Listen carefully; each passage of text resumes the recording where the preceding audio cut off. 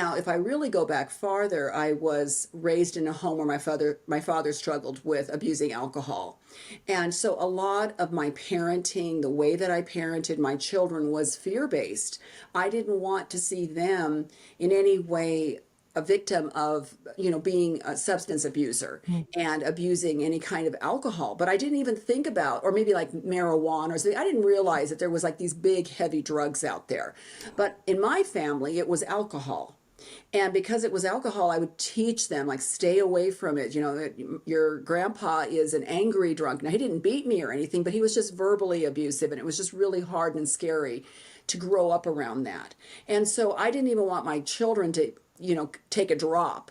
I wanted to be like teetotalers because in my family, it was like all or nothing. And it wasn't just my dad, his brothers also tended to drink excessively, although they were what you'd call a happy drunk. Mm. And so I didn't know why one was happy and one was so miserable.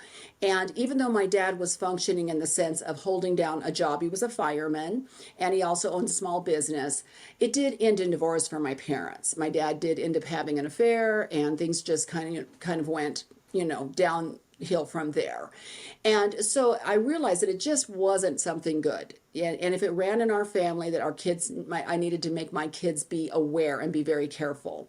And so when I started parenting, I think that fear was just governing everything I did, even from the time they were little, vetting their friends and, who they hung out with and what kind of crowds they were with and just everything. Instead of just, hey, don't touch the stove because it's hot, I would jump between them and the stove to make sure they didn't get burned, kind of a thing. It was that. And so there was just this physical of me trying to be like a shield to protect them versus just being a mom and warning them. Now, I wouldn't have known that until I look back.